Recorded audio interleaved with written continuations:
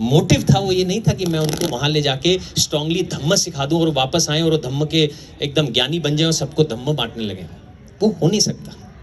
इतने कम समय में, 1 महीने में आप धम्म के ज्ञानी नहीं बन सकते, उसके लिए समय लगता है। और वही नहीं, हमारे देश में धम्म का ज्ञान रखने वाले बहुत सारे भिक्षु हैं।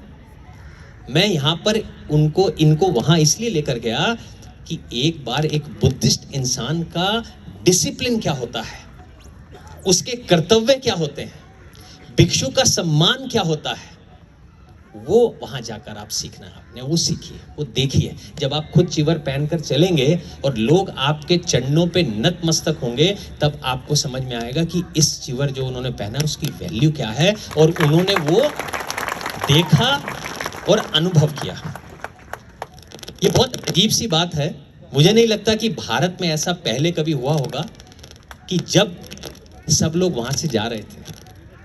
मैंने तो कई बार ऐसा देखा है कि जो भिक्षु बने, अच्छा चलो 2 दिन चिवर डाला, हटा दिया। यहाँ पर ऐसा भी देखा मैंने, 3 दिन में सिर्फ बाल हटाने, चिवर पहनना और 2 दिन के बाद चैप्टर क्लोज। लेकिन जितने लोग वहां गए थे, ये मेरा पर्सनल अनुभव है, सामने बैठे थे, झूठ नहीं कहूंगा, ज्यादातर लोगों की आंखों में आंसू थे कि ये अनुभव हम कभी नहीं भूल पाएंगे। और कुछ लोग गले लग के रोए भी, वो भी यहाँ पर आपके सामने बैठे हैं, क्योंकि वो अनुभव उन्होंने किया ही नहीं। जब तक आपने किसी चीज का अनुभव नहीं किया, सोचा नहीं, तो आप वहां तक पहुंचेंगे कैसे? अब यही प्रॉब्लम हमारे पूरे बुद्धिस्ट समाज के साथ है। हमें एक तालाब में रख दिया गया है। अब उस तालाब से हम बाहर समुद्र में आ ही नहीं रहे, तो हमें कैसे पता चलेगा कि दुनिया कहां पहुंच चुकी है, बुद्धिज्म किस लेवल पर जा चुका है, ये हमें मालूम ही नहीं है। हम केवल और केवल इस नारे के साथ जी रहे हैं कि जय भीम। यहां तक ये भी नहीं पता कि जय भीम के कर्तव्य क्या है, ये भी भूल गए। जय भीम बोल के अगर आप खाली बुद्धिस्ट होते हो तो वो बुद्धिस्ट नहीं चाहिए। ऐसे बुद्धिस्ट क्या करना है, खाली जय भीम बोलो और बुद्धिस्ट हो गए, भूल गए पंचशील और भूल गए बाकी सारी चीजें, कर्तव्य तो भूल ही गए। मैं जब बौद्ध हुआ श्रीलंका में, मुझे कहा गया आपसे आप बौद्ध हैं और आपका पहला कर्तव्य यही होगा कि आप बुद्ध के धम्म का प्रचार प्रसार करेंगे, ये आपका पहला कर्तव्य है। अब इसमें से कितने लोग हैं जो अपना कर्तव्य निभा रहे हैं? इतने आलीशान बुद्धिस्ट विहार हैं थाईलैंड में कि उसके आगे 5 स्टार होटल भी फेल है। कोई विहार खड़े करने की बात आती है तो बड़ा भिक्षु अगर वहां जाकर खड़ा हो जाए कि आज मुझे यहाँ पर विहार बनाना है, ये जमीन है, यहाँ पर आया हूँ, 3 करोड़ रुपए की जरूरत है विहार खड़ा करने के लिए, जो दान देना चाहता है यहाँ पर अपना नाम लिखवाकर दान देता रहे, और सबको इनवाइट करता है, बड़े बड़े लोगों को। एक इलेक्ट्रॉनिक प्लेट जो है वहाँ चल पड़ती है, जैसे जैसे पैसा आता जा रहा है वहाँ लिखता जा रहा है कितना आ रहा है। मात्र 2 घंटे में वो 3 करोड़ रुपए पूरे करते हैं, उसके बोलते हैं कार्य समाप्त, और 6 महीने में वहां पर विहार खड़ा हो जाता है। यहां बनते लोग यही स्ट्रगल करते रहते हैं कि एक छोटा सा पेंट भी करवाना हो तो उनको सोचना पड़ता है कि किसको बोलें, इसको कहें, उसको कहें। और हमारे यहाँ पर कोई कई बार कर भी देता है तो 50 लोगों को तो वो बता ही देता है कि आज देखा मैं वहां गया था, ये पूरा पेंट मैंने कराया, ये टाइलें मैंने लगवाई हैं, ये मैंने ऐसा किया है। ये हमारे बुद्धिस्ट होने का कर्तव्य नहीं है। कितनी बार आप विहार जाते हैं, कितनी बार चले जाते हैं आप विहार? बहुत कम। कभी फ्री टाइम निकलेगा तो चलो आज विहार चलते हैं, बच्चे को बोला चलो नहीं चलना है, आज बाबा साहब की वजह से आज हम इस मकाम पे हैं, एक बार बुद्ध को और बाबा साहब को माथा टेक कर हमें आना है, तो एक बार आप बिहार चले जाते हैं। कोई ड्यूटी नहीं है, लेकिन आप बाकियों को देख लो भाई। मैंने तो देखा है मुस्लिम लोग तो बहुत है कि शुक्रवार मतलब पूरी अपने धर्म का पालन करेंगे। हिंदुओं में तो बहुत सारे भगवान है, तो सबका अलग अलग दिन है, तो हर रोज कहीं ना कहीं मेला लगा ही रहता है हर मंदिर में। लेकिन हमारे बुद्ध भगवान का दिन कहाँ है, जिस दिन आप लोग ये सोचेंगे कि इस दिन मुझे विहार जाना ही जाना है? कहाँ है वो? नहीं है। जब तक आप विहार जाएंगे नहीं, विहार डेवलप कैसे होगा, भिक्षु कैसे बनेंगे, धम्म देशना कैसे मिलेगी? और जब मैं जाता हूँ विहारों में, ज्यादातर ये होता है कि वहां मुझे खाली बुजुर्ग महिलाएं और बुजुर्ग लोग दिखते हैं। यंगस्टर की तो कोई बात ही नहीं हो, दूर दूर तक कोई लेना नहीं है। उनको ये है कि हम लड़ाई लड़ रहे हैं क्योंकि हम उसी तालाब में रहकर खुश हैं, बाहर निकलना ही नहीं चाहते। हम चाहते ही नहीं है कि हम बाहर निकलें। ऐसा क्यों? मीडिया की बात आती है, मीडिया से जब बात करते हैं तो ए ग्रेड मीडिया में तो बुद्धिस्ट कार्यक्रम दिखता ही नहीं है। सारे बाकी कार्यक्रम दिखते हैं और हमारे बुद्धिज्म का कोई बड़ा भी कार्य हो रहा होगा, इतनी बड़ी धम्म यात्रा निकाल दी, वो किसी भी एबीपी या आज तक या इस टाइप के न्यूज़ में दिखाया भी नहीं। क्या 5 लाख लोग दादर की भूमि पर चल रहे हैं, आज तक पहले कभी नहीं हुआ। लेकिन वो एक भी उसका अपने आप न्यूज़ में कहीं दिखाया नहीं किया, क्योंकि हम भी नहीं चाहते ना वो चाहते। हमें वो चाहत अपनी जो है अब जगानी पड़ेगी। जब तक हम चाहत नहीं जगाएंगे तो बात कैसे बनेगी। आप में से हाथ खड़े करिए, मैं जानना चाहूं तो बोध गया कौन कौन से लोग, कितने लोग गए हैं? हाँ, अभी भी बहुत सारे ऐसे लोग हैं जो बोध गया भी नहीं गए। भाई बोध गया जहां जो बुद्ध की भूमि है, जहां एनलाइटेंड हुए, वो जहां बुद्धत्व प्राप्त हुआ, भाई वहां तो हमारा जाना बनता ही है। मैंने थाईलैंड के लोगों से अपील की, वहां बोध गया में थाई विहार है, वो तो उनका जीवन तो यही है। मैं उनसे पूछता हूं कि आप भारत गए? वो गगन, मैं 10 बार गया हूं, कोई 5 बार गया, कोई 6 बार गया, कोई 20 बार गया, कोई हर साल जाता है, भारत जाता है। मैं कहा कहाँ भारत? अरे भारत बोध गया, वही भारत है उनके लिए। बोध गया से सारनाथ, सारनाथ से लुम्बिनी, लुम्बिनी से कुशीनगर। भाई मैंने कहा महाराष्ट्र में कौन आएगा? बाबा साहब के जो बच्चे उनको कौन देखेगा? भारत के असली बुद्धिस्ट तो वही हैं जिन्होंने बुद्धिज्म को जिंदा रखा हुआ। आप किन लोगों से मिल रहे हैं वहां जाके और कहा क्या कहानियां करके आ रहे हैं? फिर उनसे बातचीत की गई, उनको बताया गया उनको कि बाबा साहब कौन है, बुद्धिस्ट लोग कर क्या रहे हैं। वो बात उनको समझ में आई, तभी थाईलैंड के लोगों ने आज बाबा साहब की मूर्ति वहां पर लगाई है और वियतनाम के लोगों ने वहां पर मूर्तियां लगाई। ऐसे कोई मूर्ति लगाता भी नहीं, कोई तो कारण होता है वो लगाता है। तो वो स्थिति है हमारी। इस स्थिति से हमें अब निकलकर उभर कर बाहर आना है। एक ऐसा मीडिया चैनल खड़ा करना है जो यहाँ का सबसे बढ़िया मीडिया चैनल हो। क्या आपको लगता है कि हमारा बौद्ध भिक्षु जिसको धम्म का ज्ञान हो, उसके साथ कोई डिबेट हो रही हो, चाहे वो पॉलिटिकल है, चाहे वो कल्चरल है, चाहे वो स्पिरिचुअल है, चाहे वो रिलीजियस है, वो किसी तरह की भी बातचीत किसी भी प्रकार के नेताओं से कर रहा होगा, अगर उन्हें धम्म का ज्ञान होगा तो क्या उनसे कोई डिबेट में जीत पाएगा? कोई नहीं जीत पाएगा। लेकिन वो मौका ही नहीं मिला। आप में से कितने लोग हैं जिन्होंने आज तक में देखा हो कि हमारा कोई वरिष्ठ भिक्षु वहां बैठकर डिबेट कर रहा है? एक भी हाथ खड़ा नहीं हुआ, क्योंकि वो देखा ही नहीं है, क्योंकि बुलाया नहीं गया उन्हें। और बुद्ध के धम्म से बड़ा ज्ञान ना इस देश में था और ना होगा। आप एक बात समझिए, मैं कल रात को थाईलैंड से आया, रात को 2 बजे बॉम्बे पहुंचा हूं। वहां पर क्या कार्यक्रम था? अब कार्यक्रम सुनेंगे तो आप हैरान हो। वहां पे कार्यक्रम ये था कि भारत से 70 सालों के बाद बुद्ध की अस्थि यहाँ के नेशनल म्यूजियम से वहां पर गई। मोगलाना और सारीपुत्ता की अस्थि सांची स्तूप से पहली बार वहां गई, और वहां पर जब आप नजारा देखते तो आप हैरान रह जाते हैं। वहां कम से कम 10,000 लोग थे, और जिसमें से 5,000 लोग मिलिट्री के थे। जैसे 26 जनवरी की परेड होती है, उस प्रकार से बुद्ध की उन तीनों अस्थियों को लाया गया और नेशनल म्यूजियम के सेंटर पे वहां पर रखा गया। मुझे इस बात का गर्व है कि भारत के जो ग्रुप था वहां पर, उसे लीड करने के लिए इंडिया का झंडा मेरे हाथ में दिया गया कि आप इसको लेकर आगे चलो। वो मौका मिला। लेकिन आप ये देखो, वो अस्थि लाने वाले कौन? वो अस्थि लाने वाले कौन? वो भारत के सारे प्रतिनिधि। तो मतलब भारत से जब बाहर जाएंगे तो ये तो आप सबने सुना ही होगा कि मैं बुद्ध की भूमि से आया हूं। तो ये भूमि जो है वो बुद्ध की है। अब इस बुद्ध की भूमि में बुद्ध को वापस लाना, धम्म चक्र को आगे बढ़ाना, वो उनका काम नहीं है, वो हमारा काम है।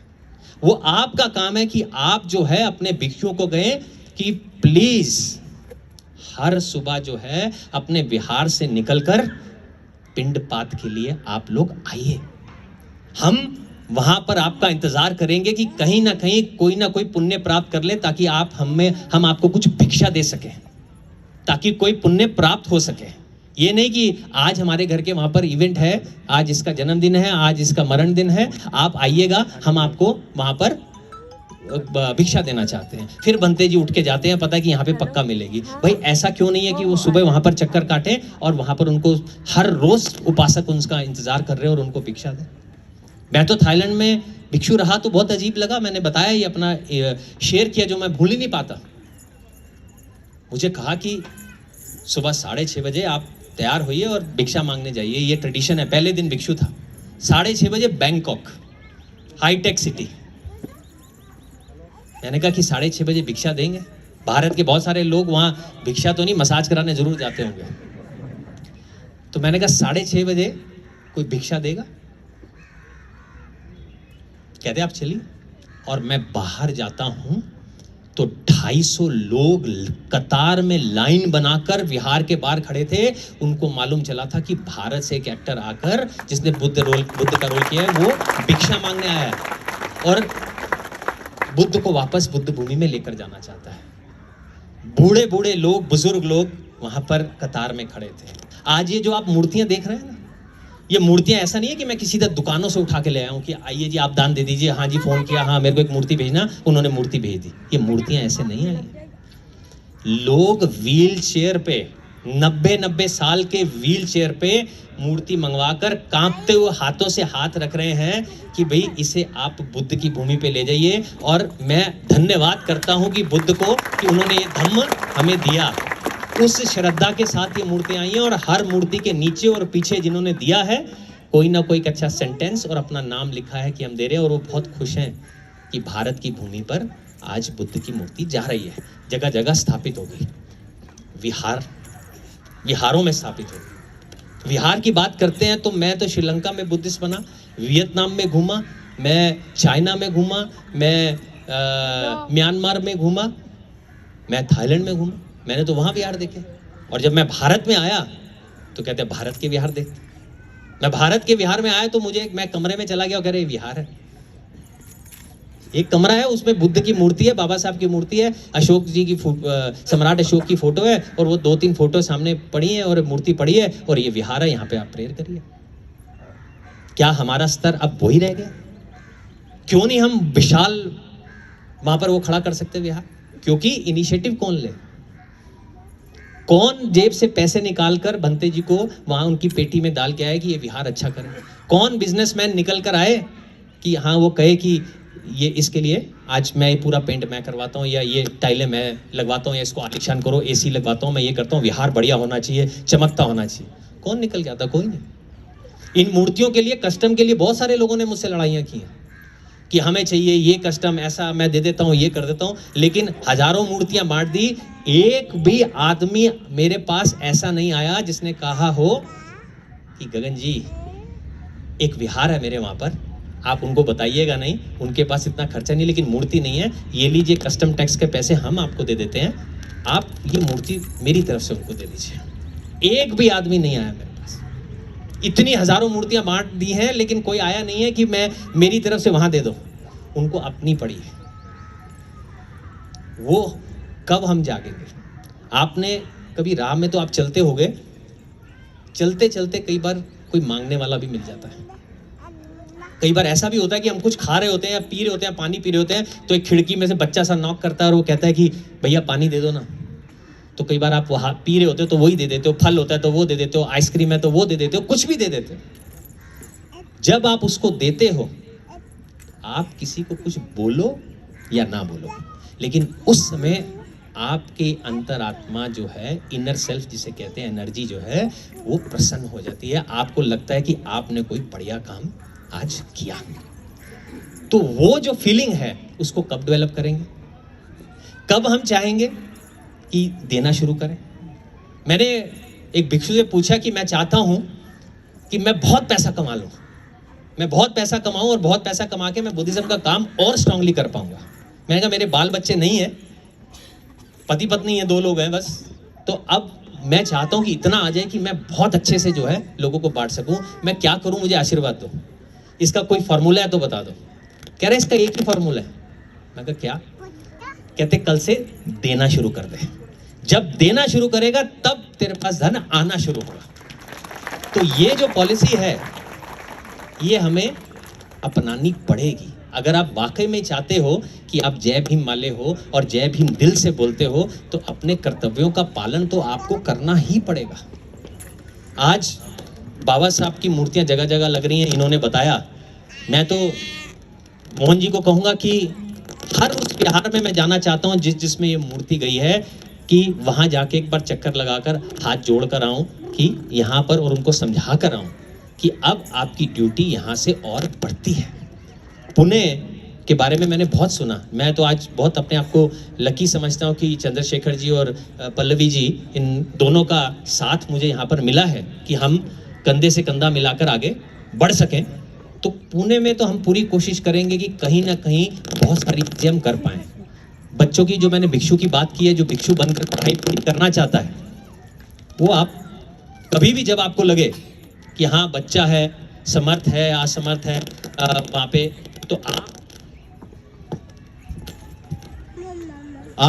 तो आप जो है वो बच्चे को भेज सकते हैं। उसको 10-12 साल लगेंगे, लेकिन 10-12 साल की पढ़ाई उसकी थाईलैंड में होगी। जब वो आएगा तो आप खुद ही उसके चरण छू रहे होगा कि ये बच्चे को हमने भेजा है। इस तरह की वहाँ पर वो डिसिप्लिन और तैयार किया जाएगा बच्चे को। और अब यही एक ज़रूरत है, और कोई ज़रूरत नहीं है। अब यही एक ज़रूरत है कि हमें भिक्षुओं का प्रोडक्शन चाहिए, नए भिक्षु चाहिए। भिक्षु है ही नहीं, गुरु नहीं होंगे तो स्टूडेंट कहाँ से आएंगे? खाली हाथ जोड़कर कहानी आगे नहीं बढ़ेगी ना। तो अगर धम्म की बात करते हैं तो ये कार्य तो आपको, आप सबको आने वाले समय में करना ही पड़ेगा। इसके अलावा हमारे पास और कोई अब चारा नहीं बचा नहीं। अब मैं बाकी अपनी कोशिश जो है वो मैं कर रहा हूँ, और जितने भी देश हैं, थाईलैंड जैसे कहें, वो तो हमारे जो भिक्षु बने उन्होंने देख लिया, खुद ही देख लिया कि तन, मन और धन, ये तीनों चीजों के साथ वो हमारे साथ हैं, ये कहते हुए कि गगन जो भी आप करना चाहो वो हम करने के लिए तैयार है। तो आप ये मत भूलिए कि आप वही बाबा साहब का ब्लड है जिनको कभी साथ में बैठ के शिक्षा नहीं लेने दी, सेम जगह पे पानी नहीं पीने दिया गया, साथ खेलने नहीं दिया गया, और उन्होंने इन सारी चीजों से ऊपर उठकर जिस देश में उनके साथ ऐसा हुआ, उसी देश का उन्होंने संविधान लिख दिया और सबको बराबरी पे लाके खड़ा किया। उसी बाबा साहब का ब्लड आपकी रगों में चल रहा है। तो आप सोच लो कि क्या क्या कैपेबिलिटी है आप एक एक इंसान में। कहने की बात है, ये कहना ये बोधिसत्व ही कर सकता है। मैं तो कितनी बार देखता हूँ तो बड़ी खुशी होती है। जो ये वही बाबा साहब है जिनको साथ में पढ़ने नहीं दिया गया, खेलने नहीं दिया गया, लेकिन आज तो उनकी तस्वीर लगती है तो सबसे पहले प्रधानमंत्री भी जाके हाथ जोड़ के सर झुकाता है कि हाँ ये बाबा साहब। तो आपके पास तो ऑलरेडी पुण्य कर्म है, आप तो पैदा ही बुद्धिस्ट हुए। ये भी पिछले कई जन्मों के कर्म होंगे कि आप ऐसे कोई बुद्धिस्ट पैदा नहीं होता, कुछ कन्वर्टेड है, और जो आपके बच्चे पैदा हुए पैदा ही बुद्धिस्ट हुए, तो कितनी अच्छी बात है। वही ज्ञान चल रहा है। अब हम प्लानिंग कर रहे हैं आने वाले समय में, चंद्रशेखर जी के साथ तैयारी चल रही है। एक वैसाख की भी हमारी मीटिंग होनी है कि उसको कैसे बनाया जाए, तो सबका साथ लगेगा। चंद्रशेखर जी के साथ ये मीटिंग चल रही है कि कैसे हम युवाओं को इन्वॉल्व करें, ताकि अगर इंटरनेशनली भी अगर हमें जाना पड़े, मैं ओपनली वो चीज़ें नहीं कहना चाहता कि जिसमें मैं ये कहूँ कि हम जॉब दिलवाएं, हम ये करें, वो सारे नेताओं के काम है। लेकिन उन सारी चीज़ों से हटकर हम ये भी कोशिश कर रहे हैं कि कैसे हम अपने बुद्धिस्ट भाइयों को उनका लेवल और ज़्यादा बढ़ा सके, कैसे सपोर्ट किया जाए, उसकी डिस्कशन चल रही है, और वो भी हम करेंगे, आने वाले समय में करेंगे। जाते जाते लास्ट बात ये बोलता हूँ, मेरा जितना भी कार्य आप देख रहे हैं या हो रहा है, सब लोगों ने काफ़ी तारीफ़ों के पुल बांधी, इतनी तारीफ़ों के काबिल मैं अभी नहीं हूँ, सीख रहा हूँ। लेकिन अकेला ऐसे चलना बिना साथ के ये पॉसिबल नहीं है। उसका सारा श्रेय फाउंडेशन के लोग, आप लोग जो साथ दे रहे हैं, एक साथ हैं तो ही वो ताकत है। और मेरी जो रीढ़ की हड्डी है, जो मुझे गिरने नहीं देती, संभाल के रखी हुई है, वो मेरा दोस्त है सिद्धार्थ हत्ती मेरा। उन्होंने मुझे कहा हुआ है कि आप आगे बढ़ते, वो पॉलिटिशियन है, वो कह रहे गगन पॉलिटिशियन अलग, धम्म का काम अलग है। ये मेरी उनकी बड़ी अच्छी साठगांठ। जहाँ धम्म का काम है वहाँ धम्म का काम है, जो पॉलिटिक्स करना है वो आप और जगह। कह रहे नहीं, धम्म सबसे पहले मेरे लिए। तो जहाँ ऐसा लगता है कि मैं गिरने वाला हूँ, तो मेरे को मेरा दोस्त बचाने के लिए हमेशा खड़ा रहता है, उसके लिए महाउपासक की उपाधि दे दी। बाकी एक बार फिर से पूरे पुणे शहर को मेरी बहुत बहुत शुभकामनाएं, और मैं वादा करता हूँ, मूर्तियों का वादा तो कर दिया हमारे चंद्रशेखर जी, पल्लवी जी, मूर्तियों की आप चिंता ना करें। मैं तो चाहता हूँ कि घर घर में मूर्ति चली जाए, बुद्ध चला जाए, लेकिन मेरे लिए जीत उस दिन होगी जिस दिन घर घर धम्म पहुंचेगा और आप केवल सर्टिफिकेट से बुद्धिस्ट ना होकर कहोगे कि मैं सच्चा आचरण करने वाला बुद्धिस्ट हूँ, मैं धम्म का आचरण करता हूँ और मैं बुद्धिस्ट हूँ, मैं जय भीम बोलता हूँ और बाबा साहब के सपने को, उनके बौद्ध में भारत के सपने को पूरा करने के लिए धम्म चक्र को गतिमान में सपोर्ट करता हूं, इसलिए मैं बोलता हूं जय भीम। अब अगर आप सच्चे जय भीम बोलने वाले हैं तो लास्ट बार एक बार जय भीम मैं भी ये सुनना चाहता हूं, सोचना चाहता हूं कि आप बोलिएगा तभी जब आप प्रॉमिस करेंगे कि आने वाले समय में आप अपने कर्तव्यों का पालन करने वाले हैं, तभी आप जय भीम बोलने के हकदार हैं। एक बार लास्ट बार बोलते हैं जय भीम।